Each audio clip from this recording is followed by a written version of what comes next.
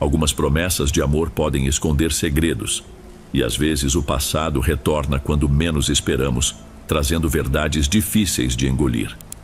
Essa história começa com um amor proibido, uma paixão avassaladora que desafiava regras e opiniões. Mas o que parecia ser apenas uma relação intensa se transformaria em algo muito mais sombrio, algo que testaria os limites da razão e da fé. Boa noite, Dom. Sei que muitos diriam que eu deveria ter prestado mais atenção aos avisos que me deram, mas o coração de uma adolescente não escuta a razão. É por isso que hoje conto minha história, para que outros entendam até onde certas escolhas podem nos levar. Minha história se desenrola na Colômbia. Por motivos óbvios, prefiro manter minha identidade preservada. Tudo começou quando eu tinha 14 anos. Nessa época, conheci um homem mais velho, com cerca de 27 anos, que trabalhava como policial. Fui apresentada a ele por conhecidos e me apaixonei instantaneamente. Ele era um homem alto, robusto, de olhos verdes e com uma personalidade cativante. Poucas semanas depois, começamos a namorar. Para mim, o relacionamento era sério, embora parecesse que para ele não fosse o mesmo. Com o tempo, passamos a sair juntos com frequência. Minha família, no entanto, não aprovava o relacionamento devido à grande diferença de idade e tentou, sem sucesso, me fazer enxergar os riscos. Eu acreditava que todos estavam errados. Os meses se passaram até que, de repente, ele sumiu sem deixar vestígios. Procurei por ele em cada canto, percorri todo o vilarejo, mas ninguém sabia de seu paradeiro. O desaparecimento me devastou. Chorei sem parar, perdi a vontade de ir à escola e passei a viver apenas por inércia, sentindo-me completamente perdida. Certo dia, uma prima dele me procurou e disse que precisava conversar. Ela me advertiu para não criar muitas esperanças em relação a ele. Intrigada, quis saber o motivo, e foi então que recebi uma notícia arrasadora. Ele já mantinha um relacionamento sério com outra mulher. A primeira chegou a me mostrar uma foto de Aline, a companheira dele, que tinha uma idade próxima à dele. Nesse instante, tudo se encaixou. Fiquei completamente destruída, mas tentei seguir com minha vida. Concluí os estudos, mudei-me para a cidade e lá comecei a trabalhar enquanto estudava algo que sempre me fascinou: medicina forense. Numa noite, enquanto trabalhava, o telefone tocou e, para minha surpresa, era ele do outro lado da linha. Fiquei em choque, sem entender como ele havia conseguido meu número, mas senti uma alegria imensa ao ouvi-lo novamente. Ele me confessou que nunca deixou de pensar em mim e que precisava me ver. Movida por meus sentimentos, não hesitei e voltei ao vilarejo para encontrá-lo, e assim reatamos o romance. Contudo, cometi um grande erro ao não abordar o passado, especialmente a questão de Aline, que ele nunca mencionou. Decidimos começar uma vida juntos e nos mudamos para Bogotá.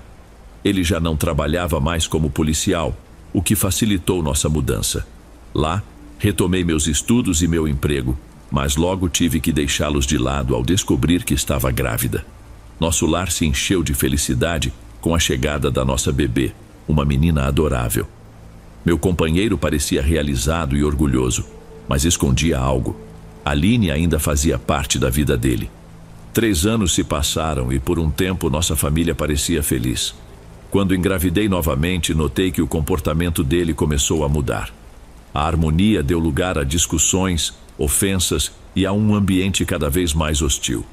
Ele passou a se afastar, ficando a maior parte do tempo longe de casa, aparecendo apenas esporadicamente para nos visitar. Sempre que chegava, seu telefone tocava e ele saía às pressas para atender. Eu conseguia ouvir do outro lado da linha a voz de uma mulher cobrando-o, e embora não tivesse provas, quase tinha certeza de que era a Aline que ainda rondava nossa vida. Numa noite, sem sequer ter o que oferecer para alimentar minha filha, nem mesmo leite, decidi ligar para ele. Durante a ligação, ficou claro que ele estava vivendo com Aline. Ele justificou dizendo que Aline era instável, ameaçando tirar a própria vida se ele não tivesse um filho com ela. Segundo ele, Aline não aceitava a ideia de que ele fosse pai de uma criança com outra mulher. Por isso, estavam morando juntos. O tempo passou e nosso segundo filho nasceu, um menino. Mas a alegria que deveria ter acompanhado esse momento nunca veio. Nosso relacionamento já estava em ruínas. Ele se tornou ainda mais agressivo, não suportava o choro do bebê, tampava os ouvidos e saía de casa às pressas. Algo que nunca esquecerei é que, apesar de termos tido uma boa condição financeira, perdemos tudo em pouco tempo. O ambiente doméstico mudou completamente. A tensão era palpável e eu me sentia constantemente observada, como se não estivesse sozinha. E, infelizmente, eu não estava errada. Numa noite, ao passar pelo quarto das crianças, notei uma sombra circulando o berço do bebê. Comecei a rezar e a situação pareceu se acalmar momentaneamente. Porém, ao entrar no banheiro, ouvi um estrondo vindo do quarto seguido do choro do bebê. Corri imediatamente e o encontrei caído no chão. Enquanto o levantava, um riso assustador ecoou pela casa. A partir daquele dia, minha vida se transformou num verdadeiro tormento. Vozes vinham do quarto das crianças. O bebê chorava sem parar. E um cheiro insuportável de carne podre impregnava nossa casa. Durante as noites, um frio incomum e intenso nos tomava. Em uma manhã, minha filha mais velha correu até mim gritando apavorada: "Mãe, mãe! Meu irmão está cheio de sangue!" Quase desmaiei ao ver a roupa do bebê manchada de sangue. Ao examiná-lo, percebi que o sangue vinha de um único ponto, como se tivesse sido perfurado por uma agulha ou alfinete. Desesperada, decidi buscar ajuda com conhecidos que eram videntes, pois eu não aguentava mais. Para mim, estava claro que Aline era a responsável por tudo. Os videntes confirmaram meus temores. Eles disseram que Aline queria vingança e havia escolhido o recém-nascido como alvo. Contaram que ela havia invocado uma entidade de baixa energia, um demônio, para assombrar nossa família e tentar eliminar o bebê. Obcecada pelo meu companheiro, Aline não suportava a existência daquela família. Além disso, os videntes revelaram que um parente dele havia entregado uma foto minha para Aline e que essa foto tinha sido enterrada ao lado de uma grande árvore em uma propriedade. A situação se tornou insustentável. Perdemos tudo, até mesmo o teto onde morávamos. Parecia que Aline havia destruído completamente a minha vida. Ainda assim, decidi recomeçar. Voltei ao vilarejo e comecei do zero. Meu companheiro foi trabalhar em outra região, deixando-me sozinha com os meus filhos. Mesmo assim, Aline continuava presente, assombrando cada passo que eu dava. Chegou um ponto em que ele perdeu a paciência. Eu insistia que Aline era a origem de todo o mal que enfrentávamos, mas, sem evidências, ele se recusava a acreditar. Parecia cego para o que estava acontecendo e finalmente decidiu abandonar a família de vez. Sozinha, passei a me conectar com outras pessoas para tentar preencher o vazio. Infelizmente, minha vida entrou num ciclo de excessos. Apesar de possuir 2 formações, minhas qualificações não tinham utilidade na minha cidade natal. Para sustentar os meus filhos, comecei a trabalhar em bares e até como acompanhante. Foi nesse período que mergulhei no mundo do voodoo e da magia negra. Determinada a encontrar Aline, dediquei 5 anos nessa busca até que finalmente a localizei na cidade de Pereira. Ao entrar em contato, convenci Aline a visitar meu povoado, fornecendo meu endereço. Ela, acreditando que meu ex-companheiro ainda vivia lá, aceitou sem hesitar. Contudo, tudo não passava de uma armadilha. Eu queria que ela viesse por conta própria para que eu pudesse me vingar. Lembrei de tudo o que Aline havia feito, especialmente dos tormentos que infligiu ao meu filho ainda bebê. Quando Aline chegou, assim que cruzou a porta, senti uma fúria incontrolável e desferi um golpe certeiro em sua cabeça. Acreditei ter terminado com ela naquele instante. Em seguida, amarrei-a e comecei a torturá-la, retribuindo cada sofrimento que eu julgava ter sido causado por ela. Usei alfinetes para feri-la, mas os gritos que ela soltava chamaram a atenção dos vizinhos. Mesmo tentando abafar os sons, os gemidos escapavam. No momento em que estava prestes a ferir os olhos de minha rival, a porta foi arrombada. Era a polícia. Devido ao estilo de vida que eu vinha levando, eu já era procurada pelas autoridades. Esse episódio foi o motivo perfeito para minha prisão. Contudo, com a ajuda de minhas conexões e de um bom advogado, consegui ser liberada. Sempre afirmei que tudo o que fiz foi para proteger e cuidar dos meus filhos. Eu dizia que foi Aline quem mudou a minha vida para sempre. Nunca mais tive notícias do pai das crianças, mas juro que, se tivesse outra oportunidade, terminaria o que comecei com Aline, pois faria qualquer coisa em nome do amor que sinto pelos meus filhos. Antes de irmos para o próximo relato, se você é novo por aqui, não se esqueça de se inscrever no canal e ativar o sininho para receber as próximas histórias. Sua presença é importante e seu apoio é essencial. Bem, vamos continuar.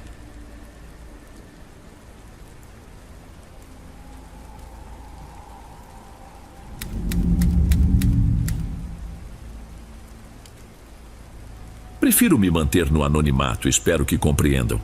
A situação é extremamente delicada e não quero complicar ainda mais as coisas. Sou natural de Zacatecas, no México, e esta é a minha história. Quando completei 23 anos, descobri que estava grávida. No terceiro mês de gestação, o pai do meu filho sugeriu que fôssemos visitar os pais dele para comemorar seu aniversário. Chegando lá, parecia tudo normal. Durante o jantar começamos a conversar, mas em dado momento, minha sogra me fez uma pergunta que me pegou de surpresa. Por acaso você lançou algum feitiço no meu filho? Fiquei sem palavras. Jamais imaginei ouvir algo assim. A única resposta que consegui dar foi: não sei, pergunte a ele. Deve ser ele quem sabe disso. Os meses foram passando e comecei a notar mudanças no comportamento do meu parceiro. Em alguns dias, ele agia de forma extremamente rude comigo, olhando-me como se sentisse desprezo. Em outras ocasiões, eu só conseguia deitar na cama depois que ele adormecia no chão. Ele era dono do próprio negócio e saía de casa por volta das 10 da manhã todos os dias, deixando-me caminhar sozinha até a casa da minha mãe, que ficava a cerca de meia hora de distância. Algumas vezes, passei a noite lá, mas não conseguia descansar. Costumava ouvir por volta das 3 da madrugada um pássaro que se aproximava, pousava perto da janela e chamava meu nome. Acordava minha mãe, mas ela nunca ouvia nada. Meu parceiro começou a mobiliar nossa casa e decidiu fazer um quarto para a mãe e outro para a irmã dele, mesmo elas morando bem perto. Eu não convivia muito com elas, mas percebia que a mãe dele tinha muita influência sobre ele. Apesar de ser nosso lar, ela sempre ditava como tudo deveria ser feito. Isso me incomodava profundamente, mas por estar grávida, optei por não confrontá-la.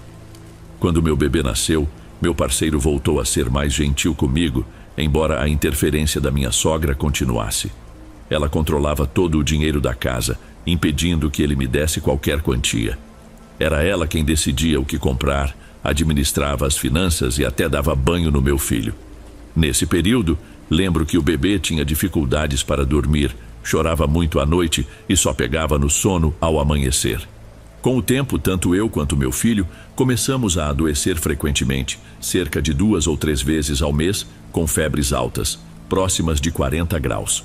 Por mais que eu buscasse explicações racionais, acabei no desespero recorrendo a métodos tradicionais, como limpá-lo com um ovo, acreditando que pudesse ser mal olhado.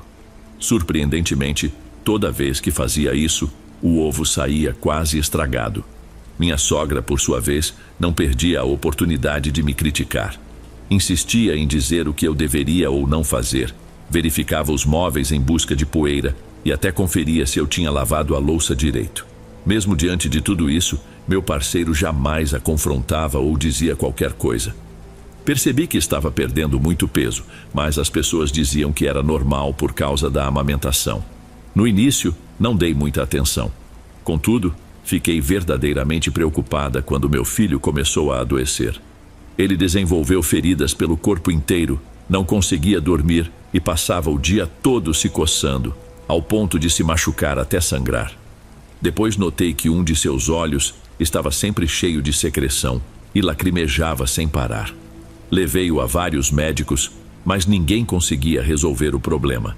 Diziam apenas que, se ele não melhorasse em 1 ano, seria necessária uma cirurgia arriscada, para a qual teríamos que assumir total responsabilidade. Enquanto isso, minha vida parecia desmoronar. A casa ficou infestada de larvas. Eu limpava, mas no dia seguinte reapareciam. O banheiro ficou tomado por fungos e aranhas, escorpiões e centopeias começaram a surgir por toda a parte, tanto dentro quanto fora da casa. Minha sogra, sem qualquer explicação, deixou de nos visitar e ainda proibiu sua família de dormir lá. Numa noite tive um sonho estranho com um homem misterioso. Ele vestia apenas uma tanga, tinha barba e estava descalço. Havia uma fogueira diante dele, e ele, com muita calma, disse: "Chegue mais perto, vou ajudá-la a se curar." Naquele momento ele começou a me tratar diante da fogueira.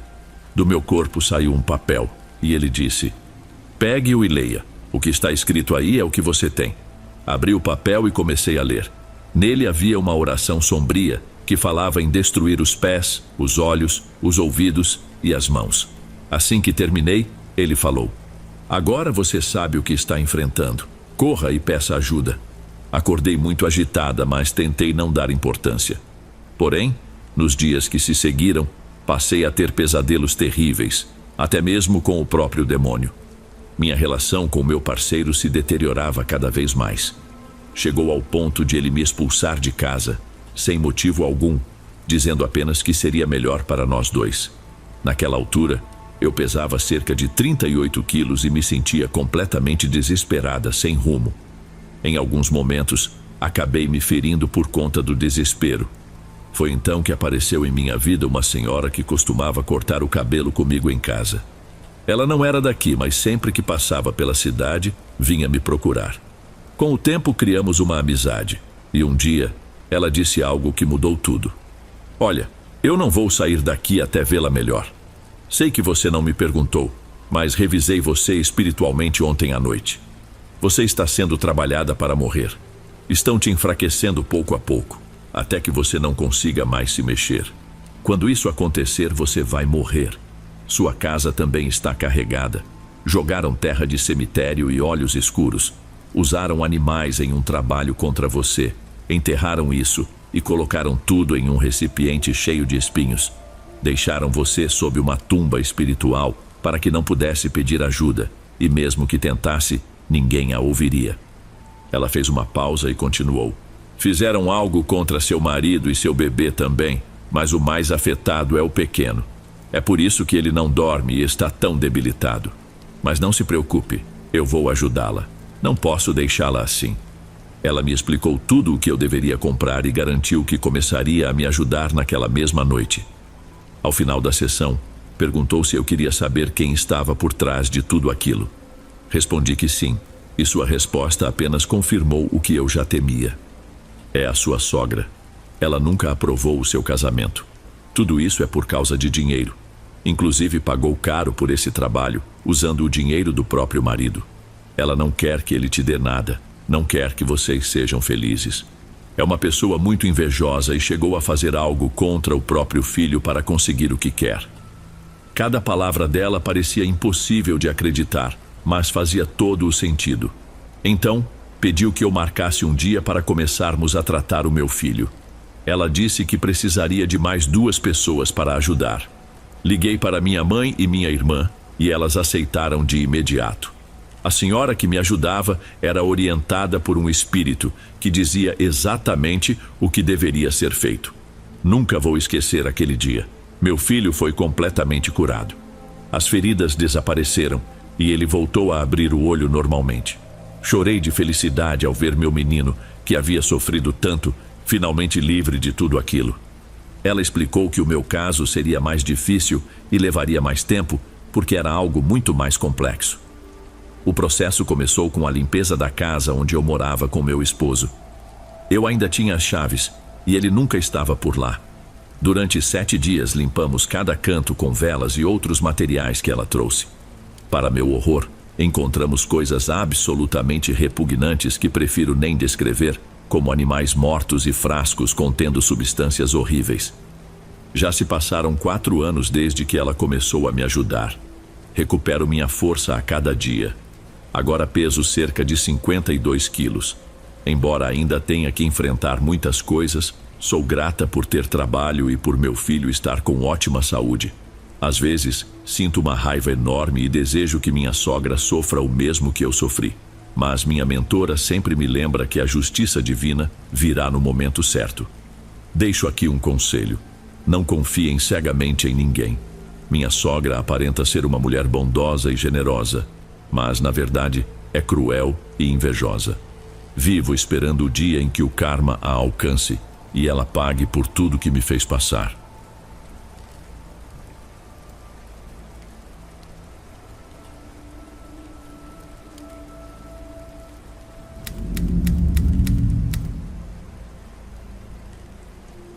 Quando eu tinha 15 anos, hoje com 25, minha vida mudou com a chegada do meu irmão caçula. Vivíamos em uma casa simples, onde também moravam meus avós, que ocupavam o térreo. Meus pais dormiam no quarto ao lado do meu, sempre com o bebê recém-nascido, enquanto eu ficava sozinho no meu próprio quarto. Certa noite, meu pai precisou trabalhar a madrugada inteira e só voltaria pela manhã. Meus avós estavam na sala, assistindo televisão, embora eu suspeitasse que minha avó já tivesse cochilado. Decidi ir para o meu quarto, trocar de roupa e me preparar para dormir, afinal, tinha aula no dia seguinte. Assim que entrei no quarto, tranquei a porta de metal, apaguei a luz e me enrolei no cobertor, cobrindo a cabeça.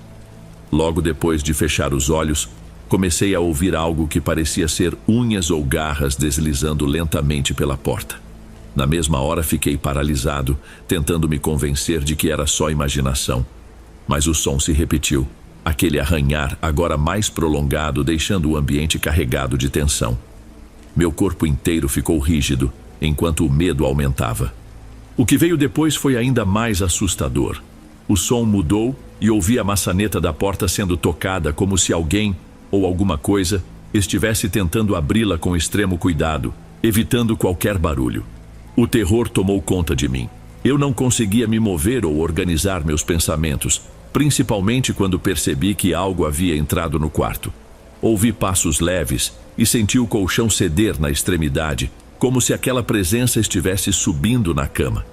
A cada movimento, o cobertor era puxado para baixo, revelando meu cabelo e ameaçando expor meu rosto. Fechei os olhos com força, lutando contra a vontade de gritar ou me mexer. Permaneci imóvel, sentindo o peso daquela presença sobre mim. Não sei quanto tempo passou, mas de repente, tudo cessou. O peso desapareceu e ouvi o som da porta se fechando suavemente. Ainda em pânico, permaneci parado por um tempo, até conseguir relaxar minimamente e, exausto, acabar adormecendo. Na manhã seguinte, desci para a cozinha com minha mãe. Ela, ainda fragilizada pelo pós-parto, havia decidido me acompanhar no café da manhã. Durante a conversa, ela soltou algo que fez meu sangue gelar. Ontem à noite ouvi umas garras arranhando a porta. Fiquei mudo, encarando-a em choque. Sua expressão era séria, uma mistura de preocupação e hesitação. Ela contou que, enquanto colocava meu irmão no berço, escutou claramente o som de garras arranhando a porta, acompanhado de um ruído agudo e estranho, quase como um chiado. Apesar do impulso de verificar o que era, ela hesitou. Pensou no que faria caso visse algo inexplicável. Com medo de que aquilo tentasse entrar e machucasse o bebê, decidiu colocar um punhado de sal grosso debaixo do travesseiro, acreditando em um antigo costume que afastava energias negativas. Ao ouvir o que minha mãe tinha a dizer, soltei uma risada nervosa e, com o coração acelerado, confessei que também tinha ouvido aquelas garras arranhando a porta do meu quarto naquela mesma noite.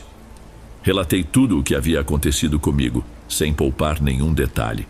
Conforme ela assimilava minhas palavras, ficamos ambos em completo silêncio, sem saber o que pensar ou dizer.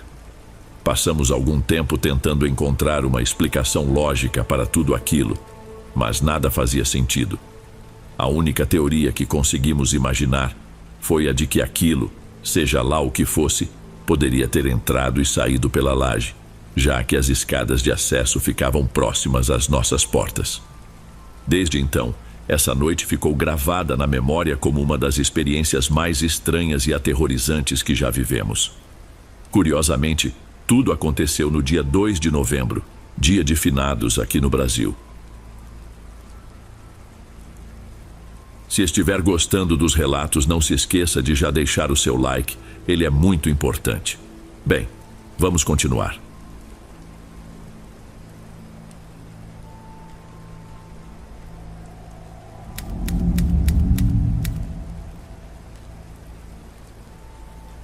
Sou agricultor na Espanha e gostaria de compartilhar 2 episódios marcantes que vivi.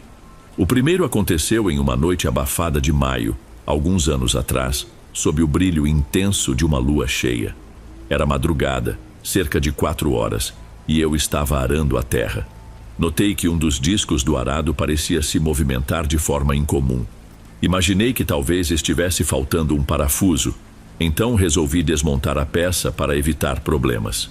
Deitei sob o equipamento para fazer o ajuste e, ao erguer o olhar para o céu por um momento, algo inusitado chamou minha atenção. 3 luzes perfeitamente alinhadas em forma de triângulo. Levantei rapidamente e me afastei do trator para enxergar melhor, livrando-me do reflexo das lâmpadas. As luzes começaram a girar em alta velocidade e, em questão de segundos, sumiram no horizonte com uma rapidez que nunca tinha visto. Fiquei ali, atônito, tentando processar o que acabara de testemunhar. O segundo acontecimento foi muito mais assustador e ocorreu recentemente, em outubro de 2023, durante a temporada de plantio. Naquela noite, meu pai usava outro trator para pulverizar ervas daninhas, mas teve de parar devido a um vento forte. Aqui, chamamos esse tipo de vento de cerço, se vem do leste, ou galego, se sopra do oeste. Ele me avisou pelo rádio que estava voltando para casa, mas decidi continuar trabalhando no lote que ele já havia pulverizado. As horas se arrastaram e já passava das 2 da manhã quando percebi que precisaria de mais algum tempo para terminar. Os tratores que usamos têm câmeras na parte traseira, permitindo acompanhar o trabalho sem precisar olhar diretamente para trás. Logo depois de ligar para minha mãe para avisar que estava finalizando, desliguei o telefone e quase imediatamente olhei para a tela da câmera. O que vi ali me deixou congelado. Uma figura branca, humanoide, estava sentada sobre a semeadora. No início achei que fosse apenas um reflexo das luzes, mas logo descartei essa hipótese, já que as imagens das câmeras são sempre bem claras. Virei-me para olhar diretamente e lá estava ela, imóvel, de costas para mim. Parei o trator sem saber como reagir. Reunindo coragem, desci da cabine para me aproximar. Quando cheguei mais perto, a figura se virou abruptamente, revelando um rosto que jamais vou esquecer. Era uma mulher pequena com olhos que não eram olhos, mas cavidades negras. O pavor me dominou e desmaiei no mesmo instante. Acordei por volta das 4 da madrugada, com uma dor de cabeça intensa e sem entender direito onde estava. Decidi encerrar a noite e voltar para casa. Enquanto dirigia, tentava me convencer de que tudo aquilo não passara de uma ilusão, talvez provocada pelo cansaço extremo. Quando cheguei, meus pais e avós já estavam acordados cuidando do gado. Fui direto para o quarto, mas o sono não veio. Na manhã seguinte, conversando com minha avó, mencionei o lote em que havia trabalhado. O semblante dela mudou de imediato. Com um tom firme e cheio de apreensão, ela apenas disse: "Não volte lá à noite." Tomado pela curiosidade, contei o que tinha acontecido. A reação dela foi imediata. Fez o sinal da cruz, pegou o terço e começou a rezar. Confuso, perguntei por que ela reagia assim. Foi então que ela compartilhou uma história que me deixou arrepiado. Na infância, contou ela, aquela área era ocupada por uma aldeia quase deserta, com apenas 2 casais de idosos que, com o tempo, se mudaram para vilarejos próximos. Depois que o lugar ficou abandonado, as ruínas foram demolidas e a terra virou área de cultivo. Mas havia uma lenda terrível associada àquele lugar. Diziam que um homem de fora havia abusado e assassinado uma jovem, arrancando-lhe os olhos antes de enterrá-la no cemitério local. Desde então, histórias de sua aparição para assustar agricultores desprevenidos eram frequentes. Minha avó relembrou um caso particularmente macabro. Muitos anos atrás, um jovem foi encontrado morto em um lote próximo. Seu corpo tinha os olhos completamente brancos, a boca contorcida e o pescoço quebrado. Embora a versão oficial fosse de que ele havia caído, a expressão de horror em seu rosto alimentou a crença de que ele fora vítima do espírito daquela mulher. Apesar de tentar manter minha postura racional, o que ocorreu depois abalou minha descrença. Enquanto trabalhávamos na construção de um sistema de drenagem na parte alta do terreno, Para prevenir alagamentos, acabamos desenterrando vários esqueletos enterrados ali. Desde então, nunca mais me arrisquei a trabalhar à noite naquela área. Esse acontecimento transformou para sempre minha visão sobre o sobrenatural.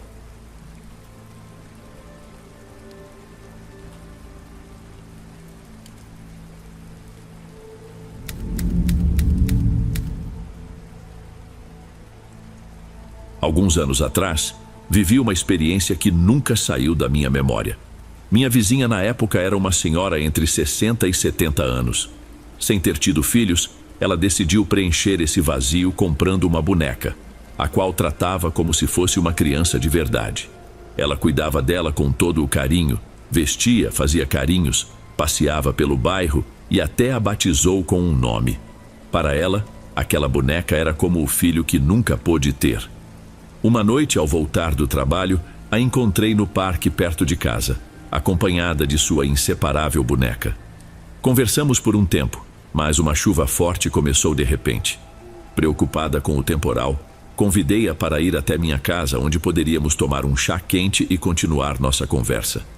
Ela aceitou rapidamente, mas na pressa de escapar da chuva, acabou deixando a boneca para trás no banco onde estávamos.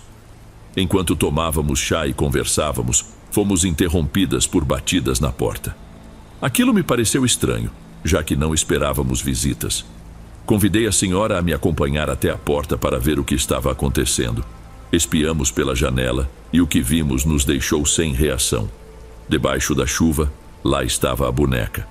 A princípio, pensei que alguém pudesse tê-la trazido, mas o que aconteceu em seguida foi ainda mais perturbador.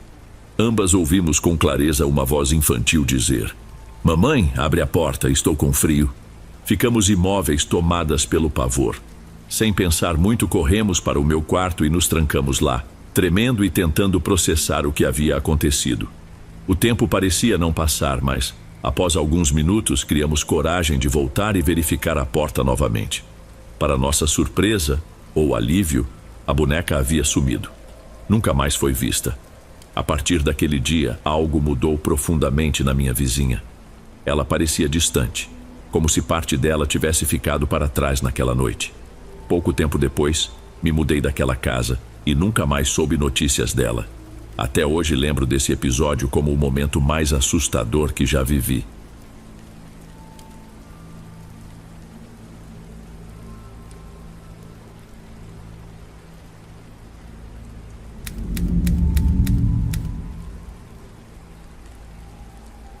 Boa noite, Dom.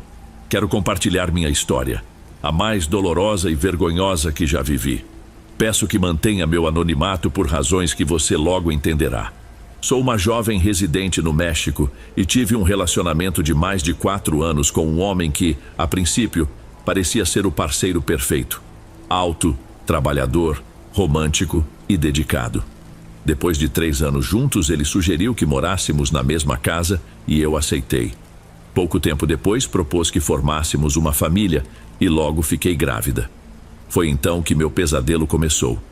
A mudança no comportamento dele foi abrupta.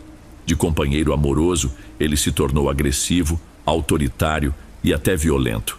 As brigas eram constantes e ele parecia irritado por qualquer coisa. Além disso, nossa situação financeira foi se deteriorando e eu, grávida de poucos meses, comecei a passar fome. O ápice aconteceu durante uma discussão, quando ele me agrediu fisicamente, enviando-me ao hospital. Infelizmente, eu perdi o bebê. Após o incidente, ele pediu desculpas, prometeu mudar e agiu como se nada tivesse acontecido. Eu, com esperança, dei uma nova chance. No entanto, as mudanças de humor dele se tornaram constantes. Ora carinhoso, ora indiferente. Enquanto isso, minha saúde começou a se deteriorar. Episódios de vômitos e diarreia se tornaram diários e comecei a perder peso de maneira alarmante. Chegou ao ponto de enxergar meus próprios ossos. Mesmo assim, os médicos não encontravam causas físicas para a condição, sugerindo anemia ou deficiência de ferro, mas os exames estavam normais. Além disso, comecei a ter experiências perturbadoras. Durante a noite, sentia como se estivesse sendo observada. Quando sozinha, percebia algo entrando no quarto. como uma presença invisível que afundava o colchão ao meu lado. Ficava paralisada, incapaz de me mover ou gritar, sentindo algo pesado subindo pelo corpo, sufocando-me. Em algumas manhãs, acordava com hematomas, arranhões e marcas inexplicáveis no corpo, especialmente no pescoço e nas costelas. Essa sequência de eventos chegou ao extremo quando comecei a vomitar sangue, em grande quantidade. Desesperada, minha mãe percebeu que não era algo natural, já que os médicos não conseguiam explicar os sintomas. Era um misto de angústia física e emocional que parecia ultrapassar qualquer compreensão racional. Sem encontrar respostas nos consultórios médicos, decidimos buscar ajuda em bruxos e espiritualistas. Foram 7 tentativas frustradas, com profissionais que apenas cobravam por materiais e rituais inúteis, até que alguém nos encaminhou para um senhor na cidade de Puebla, na divisa com Veracruz. Assim que chegamos, ele foi direto. Filha, sua situação é muito grave. Se você sobreviver, será graças a Deus, porque isso já está avançado demais. Vou tentar ajudar, mas não prometo nada. Com receio, nós entramos e ouvimos o que ele tinha a dizer. Ele descreveu em detalhes o meu relacionamento, o comportamento do meu marido e a tragédia da perda do bebê. Mas esclareceu: o culpado não é o seu marido. É outra pessoa, alguém muito próximo da sua família. Não posso revelar agora. Precisamos primeiro tirar o mal que está em você. Ele iniciou o trabalho, preparou um chá e me deu instruções específicas para que eu o tomasse em casa. Alertou: não conte nada a ninguém da sua casa sobre essas visitas. O mal que você carrega vai tentar impedir que volte. Venha a cada 3 dias, sem falta. De volta, segui as orientações e tomei o chá. Em seguida, corri ao banheiro, vomitando sangue misturado com bolas de cabelo.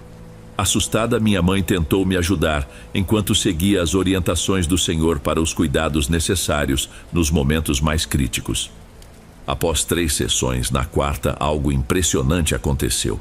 Ele perguntou sobre o diagnóstico dos médicos após a perda do bebê. Eu expliquei que disseram ser impossível engravidar novamente, pois minha matriz estava comprometida e uma nova gestação seria fatal. Ele sorriu e garantiu: esqueça isso. Você ainda terá 2 filhos, mas antes precisamos remover o que está dentro de você. Ele pediu que minha mãe me segurasse firme enquanto iniciava um ritual com uma tesoura, fazendo movimentos como cortes no ar em forma de cruz, especialmente ao redor do meu ventre. A cada gesto, eu sentia dores insuportáveis enquanto ele explicava: vai doer, mas é necessário. Conforme o corte espiritual progredia do meu baixo ventre em direção aos seios, eu vomitava novamente sangue e mais bolas de cabelo. Mas então algo diferente aconteceu. Senti algo se mexendo dentro de mim, e ao gritar por minha mãe, agachei-me. Começou a sair algo que parecia o rabo de uma cobra. Com esforço, minha mãe e eu finalmente removemos uma pequena cobra de cerca de 10 centímetros, já sem vida. Apesar disso, o animal parecia resistir para não sair. Entregamo-lo ao Senhor, que colocou a cobra em um frasco junto a outros materiais, afirmando que aquele era o mal que havia em mim. Foi então que o Senhor revelou quem estava por trás de tudo: a minha sogra. A mãe do meu parceiro nunca me aceitou e não queria que formássemos uma família. Por isso, gastou uma grande quantia de dinheiro em um trabalho para me fazer adoecer lentamente e impedir que eu tivesse filhos. O objetivo era claro: fazer com que eu sofresse até o fim. Segundo ele, o animal que encontraram em meu corpo entrou por meio de algo que eu ingeri. No entanto, o desafio mais intenso ainda estava por vir. Os 3 dias seguintes seriam decisivos. O Senhor avisou que eu precisaria resistir ao que sentiria, ouviria e veria durante essas noites. Caso contrário, não sobreviveria. Para garantir minha proteção, ele decidiu ficar na minha casa. A primeira noite foi assustadora. Sons estranhos ecoavam pela casa. Passos no corredor, batidas nas portas, louças caindo no chão e torneiras que se abriam sozinhas. Os cachorros uivavam sem parar, aumentando a sensação de terror. Eu tive febre alta e visões de criaturas assustadoras. Uma delas ficou gravada em minha memória. Um ser alto, com pele enrugada de um tom cinza amarronzado, dedos compridos e uma cabeça inclinada. Ele permanecia ao pé da minha cama, respirando de forma perturbadora e rindo como se me zombasse. Esse tormento durou até as primeiras horas da manhã, quando finalmente desaparecia. Na segunda noite, minha mãe foi atacada. Contudo, graças às orações e proteções do Senhor, os danos não foram maiores. Já na terceira noite, ele tomou precauções adicionais. Espalhou sal pelas janelas, portas e embaixo da cama, além de rezar sem cessar, alternando entre espanhol e uma língua desconhecida. Quando o sol nasceu, pedi comida pela primeira vez em meses. Minha mãe, emocionada, chorou ao me ver com fome e força para me alimentar. Depois disso, o Senhor me questionou. Eu desejava devolver o mal à sogra? Ele explicou que o feitiço voltaria para a autora do trabalho, mas seria uma decisão minha. Apesar de tudo, eu preferi deixar que Deus cuidasse do destino da minha sogra.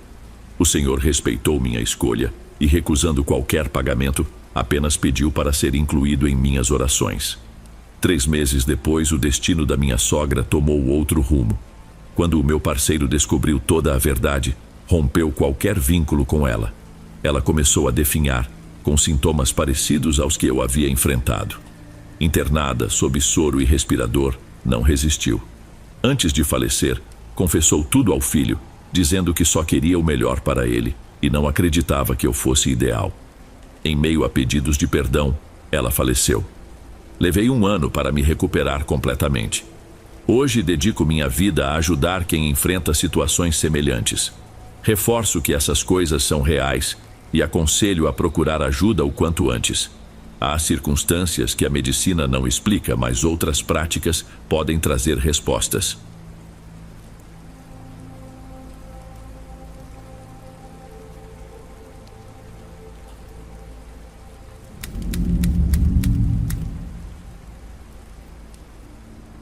Essa história foi compartilhada por minha parceira há pouco tempo. Há alguns anos, ela costumava visitar com frequência uma prima, sempre acompanhada da mãe. Iam para passar o dia juntas, pois a prima enfrentava uma tristeza profunda, causada pela impossibilidade de ter filhos.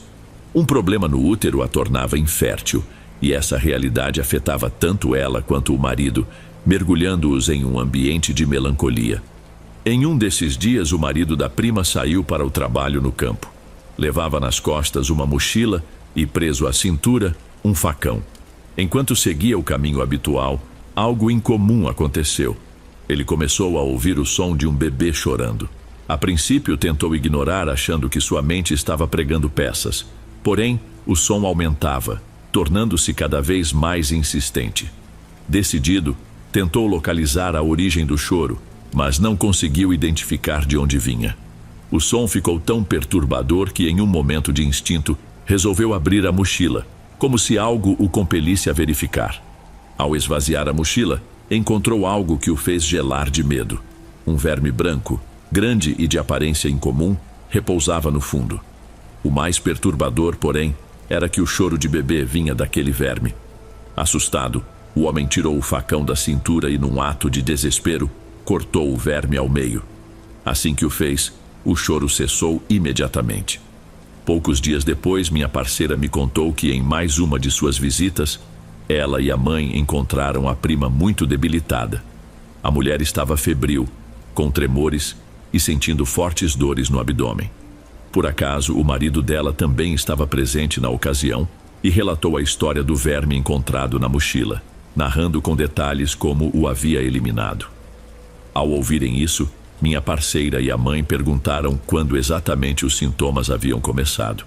O homem respondeu que tudo coincidia com o dia em que encontrou e matou o estranho verme. Essa coincidência deixou todos desconcertados. Ninguém conseguia entender como os acontecimentos poderiam estar conectados. Felizmente, com o passar do tempo, a prima se recuperou totalmente e os sintomas desapareceram por completo. Alguns dias mais tarde, a avó da minha parceira soube do ocorrido. Ela compartilhou uma crença que deixou a todos ainda mais intrigados. Segundo ela, existe a ideia de que os filhos que um casal não pode ter, às vezes se manifestam como vermes brancos que aparecem próximos a eles. E ao matar esse verme, a mulher ligada a ele sentiria as consequências, já que haveria uma conexão inexplicável entre ambos. Essa ideia soa tão estranha quanto inquietante. Até hoje não sabemos o que pensar sobre essa história. Talvez não passe de uma sequência de coincidências, ou talvez haja algo mais profundo por trás.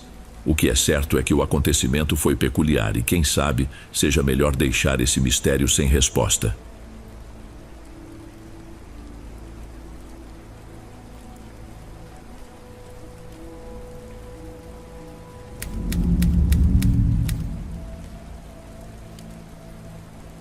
Recordo-me nitidamente de algo que aconteceu cerca de 8 anos atrás. Estava almoçando na cozinha de casa, enquanto minha mãe cuidava da minha irmã, que havia acabado de nascer. Naquela época, a cozinha era separada do quarto onde minha mãe estava por uma porta que naquele momento estava bloqueada. Para ir de um cômodo ao outro, era necessário dar a volta por fora da casa. Após terminar a refeição, levantei-me para sair. Quando me virei para a porta que dava para o lado de fora da cozinha, fiquei completamente imóvel com o que vi. Bem diante de mim, a menos de meio metro, estava uma menina que aparentava ter uns 5 anos de pé ao lado de uma cadeira. O que me impressionou foi que ela não se movia, permanecia completamente estática, como uma escultura viva. No entanto, eu tinha a certeza de que era algo mais do que um simples objeto. Ela parecia viva. O mais estranho era que ela não me olhava. Seu olhar fixava-se no fogão, próximo à saída da cozinha. Até esse ponto poderia soar como uma típica narrativa sobre um fantasma que surge e desaparece rapidamente. Mas não foi assim. O detalhe mais curioso é que eu não senti medo. Pelo contrário, uma sensação inexplicável me dizia que aquela menina era a minha irmã. Isso, claro, não fazia sentido, já que minha irmã era apenas um bebê na época. Sem pensar muito, aproximei-me e acariciei a cabeça dela. O toque não parecia diferente do esperado. Era algo absolutamente comum. Depois disso, simplesmente me virei para ir embora. No entanto, antes de sair, olhei mais uma vez para o lugar onde ela estava, e lá estava ela ainda, imóvel, como se não percebesse minha presença. Ao chegar no quarto onde minha mãe estava, perguntei se minha irmã já sabia andar. Minha mãe respondeu que não. Afinal, ela ainda era apenas um bebê. Foi nesse momento que a estranheza do que tinha ocorrido realmente me atingiu. O mais intrigante é que, conforme os anos se passaram e minha irmã cresceu, ela ficou cada vez mais parecida com a menina que vi naquela cozinha. Hoje, ela é a cópia exata daquela figura. Minha irmã é uma criança perfeitamente normal, mas essa lembrança continua viva em mim. E até hoje me pergunto o que foi que realmente aconteceu naquele dia.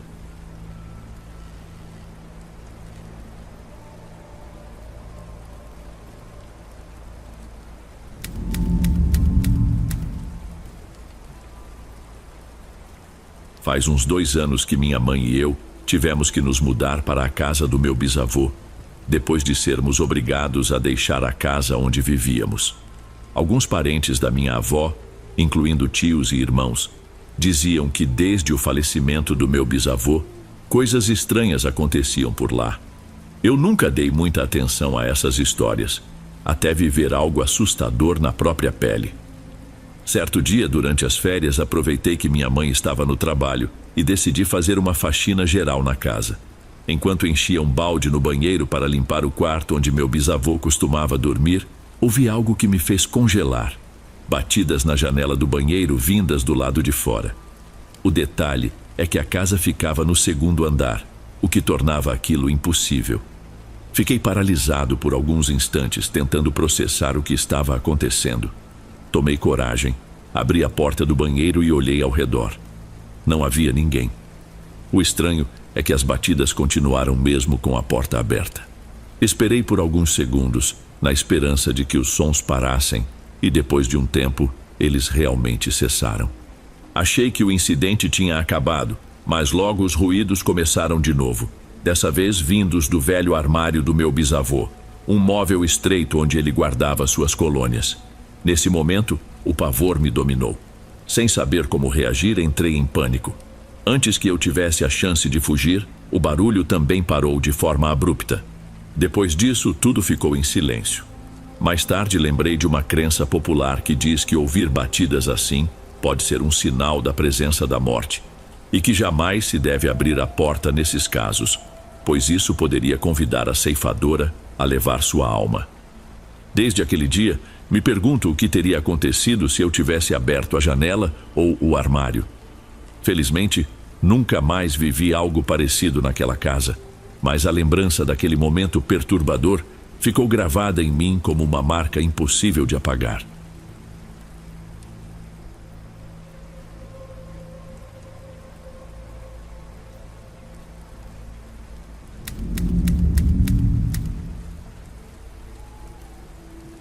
Cerca de 12 meses atrás, minha mãe foi internada em uma clínica de recuperação para tratar sua dependência de álcool.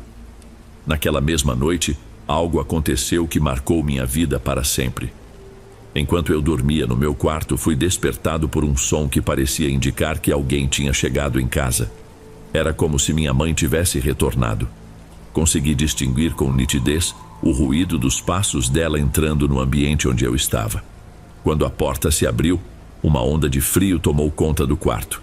Em seguida, senti que ela se sentou ao lado da minha cama e com uma voz carregada de ternura e emoção falou: "Filho, a mamãe precisa ir, mas nunca se esqueça de que eu sempre vou te amar e estarei ao seu lado, independentemente de onde você esteja. Saiba que eu te amo muito." Mesmo meio grogue, virei os olhos para a parede, ouvindo tudo sem pensar em questionar. Após isso, senti como se ela tivesse se levantado e me dado um beijo leve na testa. O toque do beijo era extremamente frio, algo que achei estranho, mas escolhi ignorar. Logo em seguida, ouvi a porta se fechando e percebi que a temperatura do quarto voltou ao normal. Na manhã seguinte, minha avó chegou acompanhada do meu tio, ambos com expressões de grande pesar.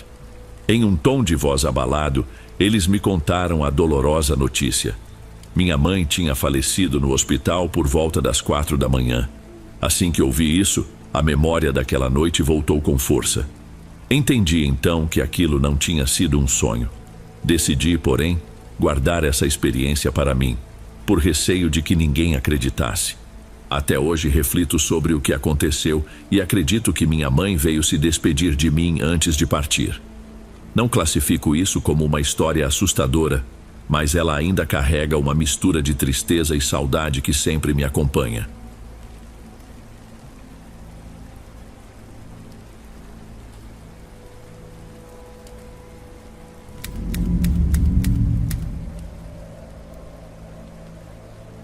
Eu tinha 24 anos quando saí para uma festa com alguns amigos. Na volta, resolvi deixá-los em casa, um por um. Enquanto dirigíamos pelas ruas silenciosas, paramos em um semáforo. Aproveitávamos o momento para conversar animadamente sobre como a noite havia sido incrível. Foi então que notei uma mulher parada na calçada, não muito longe de onde estávamos. No início, não dei importância. Continuei rindo e falando com os outros. Poucos instantes depois, percebi que ela estava mais perto. Aquilo me chamou a atenção, mas preferi não interromper a conversa. No entanto, toda vez que eu olhava, ela parecia ter encurtado ainda mais a distância, avançando de forma quase imperceptível. Um desconforto começou a crescer dentro de mim. Finalmente, falei para os meus amigos o que estava vendo. Eles imediatamente viraram o rosto na direção que eu apontava. A expressão de medo nos olhos deles confirmou que eu não estava imaginando coisas. A mulher se aproximava de um jeito estranho, os passos trôpegos e irregulares, como se não soubesse exatamente como caminhar. Logo, eles começaram a me implorar para sair dali o mais rápido possível. Agi por instinto. Pisei no acelerador, mas nada aconteceu. O carro parecia travado, completamente imóvel. Nem o motor respondia. O pânico começou a tomar conta de todos dentro do veículo. Olhei novamente e ela já estava praticamente colada ao carro. Eu tentava ligar o motor com todas as forças, mas não havia resultado. Meus amigos, apavorados, gritaram ao mesmo tempo: "Ela não tem rosto, não tem rosto!" Quando virei para ver, senti meu coração disparar. A mulher realmente não tinha nenhum traço facial. Sua pele era completamente lisa, sem olhos, nariz ou boca, lembrando um manequim de vitrine. De repente, ela começou a bater na janela de trás com força assustadora, ameaçando quebrá-la. Meus amigos gritavam, alguns choravam, pedindo desesperados para irmos embora. Ela puxava as maçanetas das portas tentando entrar no carro a qualquer custo. Nesse momento ouvi uma voz baixa e rouca, quase cavernosa, implorando: "Me deixem entrar, por favor." As portas felizmente estavam trancadas e ela não conseguiu abrir. Eu, ainda em pânico, continuei tentando ligar o carro. Finalmente o motor pegou e aceleramos, deixando aquela cena para trás. Contudo, antes que nos afastássemos completamente, olhei pelo retrovisor. Lá estava ela, parada, acenando para nós. Com um gesto tranquilo, dizia adeus, como se soubesse que aquele momento ficaria marcado para sempre em nossas mentes.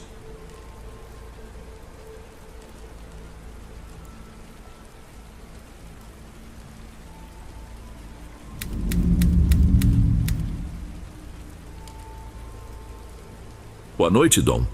Isso que vou contar se passou em torno de 2011. Era uma manhã comum e eu estava com minha mãe tomando café na cozinha. Nossa casa, modesta, tem um telhado de chapas de amianto sustentado por vigas de madeira. Enquanto conversávamos, um som começou a chamar nossa atenção. As vigas começaram a ranger, acompanhadas de passos vindos do telhado. Tentei tranquilizar minha mãe. "Deve ser algum dos gatos." Mas ela não pareceu convencida. "Vamos dar uma olhada, esses passos são estranhos, não parecem de gato." Saímos para verificar e, ao olhar para cima, ficamos imóveis.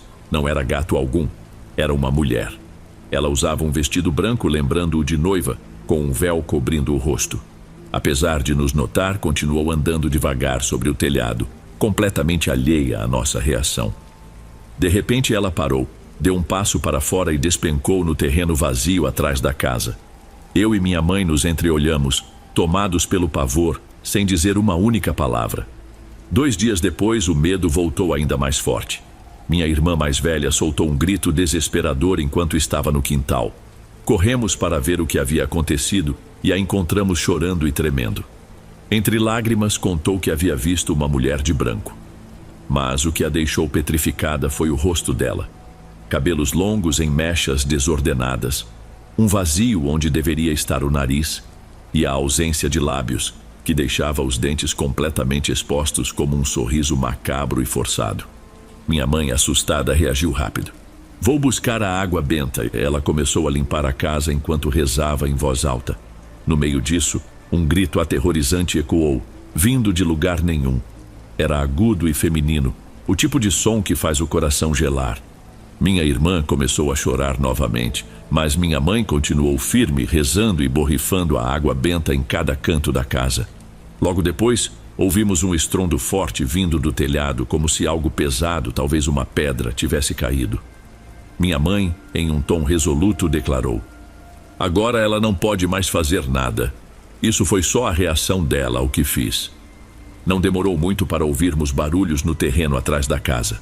Dessa vez, vieram acompanhados de uma risada baixa e arrepiante que nos deixou sem ar.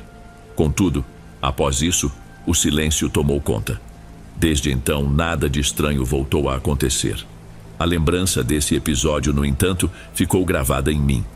Mesmo agora, parece que tudo aconteceu ontem. Antes de irmos para o último relato, se ainda estiver por aqui, comente o horário que está assistindo. Gosto de saber quem assiste os relatos até o final. Bem, vamos continuar.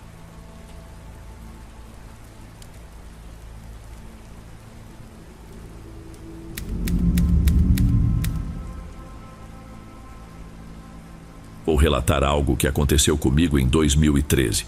Naquele ano, tive um sonho que até hoje me provoca arrepios. No sonho, eu estava com meu namorado da época, que hoje é meu marido, dirigindo a caminhonete dele por um trecho de estrada que sai de San Luis Potosí, no México, próximo de um vilarejo chamado Escalerilas. A região é famosa por suas curvas, pouco antes da represa de El Peaje. Enquanto seguíamos pela rodovia, eu vi com clareza que sofremos um acidente. No sonho, caímos num desfiladeiro. O barulho da lataria sendo esmagada nas capotagens ecoava, e eu sentia cada impacto. Até a poeira levantada a cada giro parecia real. Nós conseguimos sair do veículo, mas eu estava em choque, com o coração disparado e gritando: "Como isso pôde acontecer com a gente?" Nesse momento acordei.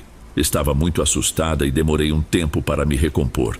A sensação era tão real que me deixou desnorteada. Ainda assim, segui meu dia normalmente, quase esquecendo aquele sonho perturbador. Mais tarde, quando encontrei meu namorado, ele começou a descrever um sonho que tivera na noite anterior. Disse que estávamos na caminhonete, dirigindo pelo mesmo trecho da estrada. De repente, em uma das curvas, uma mulher vestida de branco com aparência suja e assustadora apareceu no caminho e se jogou sobre o capô. Ele contou que girou o volante bruscamente e, nesse instante, acordou, tomado pelo medo. Fiquei paralisada ouvindo aquilo. Era como se ele estivesse descrevendo o começo do meu sonho. Então expliquei. Foi assim que capotamos. No meu sonho, eu vi o que aconteceu depois disso. Ele ficou confuso e eu detalhei tudo. A queda no barranco, os impactos, a poeira e o pânico. O choque dele era evidente. Nós dois ficamos sem entender como havíamos sonhado com o mesmo evento, mas de perspectivas diferentes, como se fossem peças de um quebra-cabeça. Hoje não temos mais aquela caminhonete, mas sempre que passo por aquele trecho de estrada, me lembro vividamente desse sonho compartilhado. Até hoje, não consigo explicar completamente o que aconteceu. Ei pessoal, obrigado por ouvirem. Clique no sininho de notificações para ser alertado de todas as futuras narrações. Lanço vídeos novos todos os dias por aqui. Espero te ver nos próximos. Agora na tela vou deixar outros 2 bons vídeos que sei que irão gostar. Te vejo por lá.